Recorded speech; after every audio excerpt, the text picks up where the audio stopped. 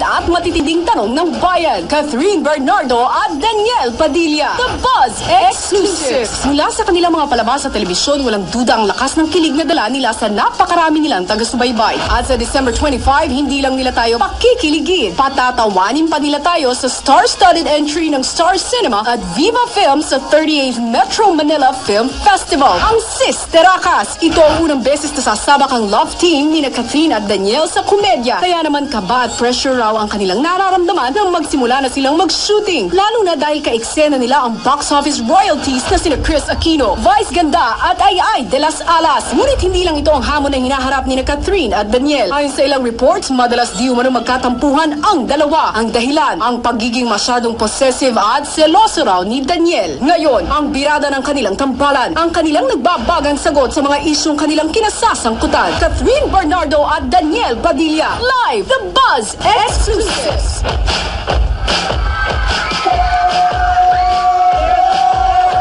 team of this generation. Hottest love team talaga kayo this year. Alam niyo kung bakit? Lalo na nung Christmas special, nung lumabas kayong dalawa, dumagundong talaga ang buong Araneta Collection. Ay, grabe ang pananabik, ang kilig, at ang chemistry ninyong dalawa. Hindi ma-i-deny. Okay. Dahil nandito tayo ngayon sa 50 birada, unahin na natin itong mga katanungan mula sa inyong mga tagahanga, mga Kathniel, sama natin sila. Okay, number 16. Ito ay may katanungan tayo. Number 16, ang tanong, totoo ba na madalas daw kayo magkatampuhan? Matagal sumagot. Hindi. Saan yung galing? Hindi po dito. Kami. Hindi. Ito kasi, Hindi naman. Hindi. Oh, okay. Hindi talaga. Number 17. Bukod kay Daniel, totoo ba daw na may nanliligaw na iba sa'yo? Wala din. Wala akong nababalitaan. Wala naman din nagpaparamdam. Baka hinaharang mo na agad. Hindi, wala naman ganun. Wala naman. Ba't kaya kangiti? Parang may alam ka.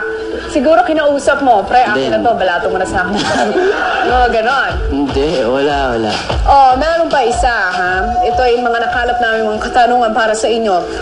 Ikaw naman, Catherine, dahil since hindi pa talaga kayo officially mag-on, makakonsider ka pa talaga na single. Ready ka ba mag-entertain ng ibang manliligaw as of this moment? Siyempre ako 16 pa lang ako ngayon, and feeling ko part yan sa ating mga babae, diba, na darating tayo sa point na may mga manliligaw, ganyan. And for me, lahat ng dumadating na yan, edi accept mo lang kasi kung gusto nila, edi mag-wait sila, blessings yun eh. So, diba? Collect and select. Muna tayo dyan. Para kung sino yung matira, yun talaga. Yun, matira matibay. Okay lang sa'yo yun? Mag-entertain siya ng mga manliligaw? Okay lang. Huwag lang sa harap ko. Okay. So, pag hindi kayo magkasama, okay lang na may manligaw sa'yo? Parang taksi naman yung dating sa question. Okay. Sabi mo yan, meron daw. Ito na kasi ang talagang isa pang isyong tinatanong nila. Possessive ka daw ba talaga, Daniel? Parang sinabi mo na to minsan, parang sinagot mo na to. Parang nga, ulit-ulit. Next question na natin.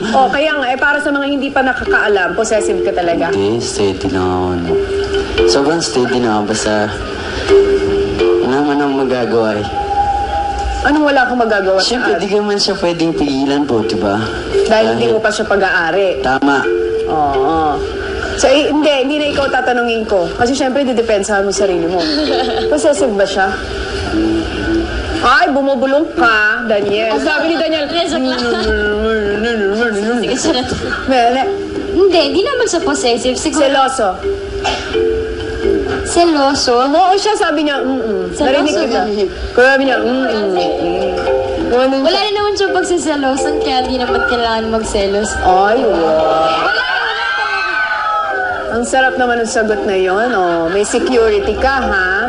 Wala kang pagseselosan. Eto na, tatanungin ka namin kasi siya yung tinanong ko kanina. Okay lang ba sa'yo na magkaroon ng ibang manliligaw si Catherine? Ayos lang.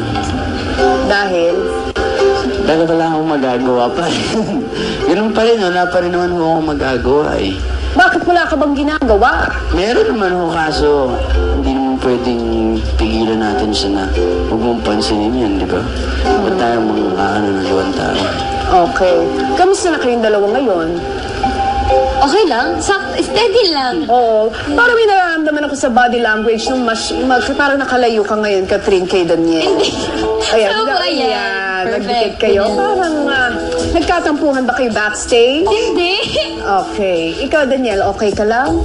Medyo pagod lang talaga. Puyat lang kasi. Oo, kasi kanina sa ASAP, nabunggo ni Catherine yung kamay ni Daniel, so sumubsob yung mic niya sa lips. Sabi ko nga, para gumaling, kiss mo na lang sa lips. Check mo, namamaga. Naku, kissable lips na, nakapout. Nakapout na. Okay.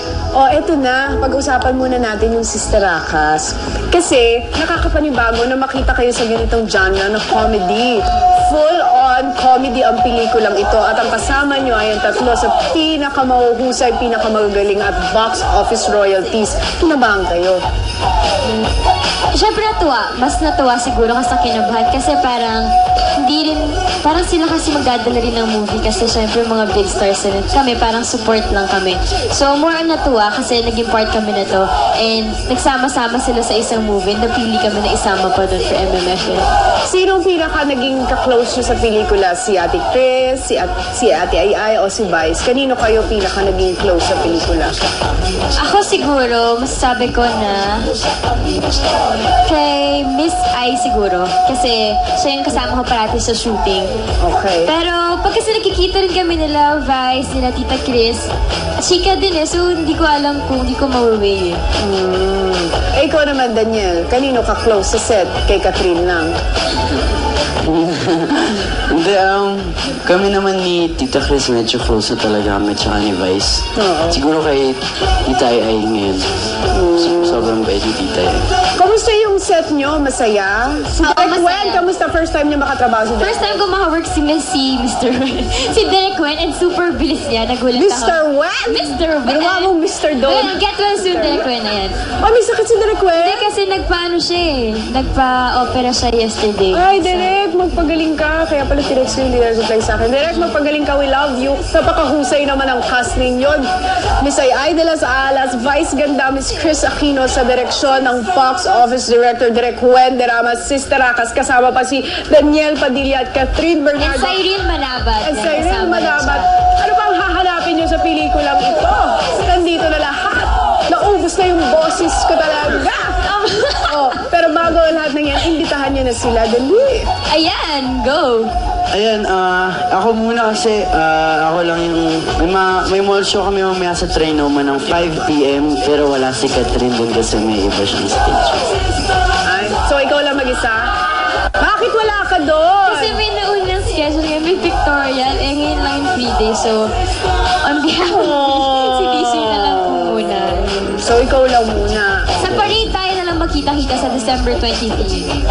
Okay. Tapos, once again, imbitahan natin ang ating mga kapamilya. Kailan na natin mapapanood? Ayan guys, unahin niyo po panoorin sa MMFF ang Sister Akas, of course, sa December 25 na po yan with Miss Ai de las Alas, Miss Chris Aquino, Vice Ganda, at marami pa po iba.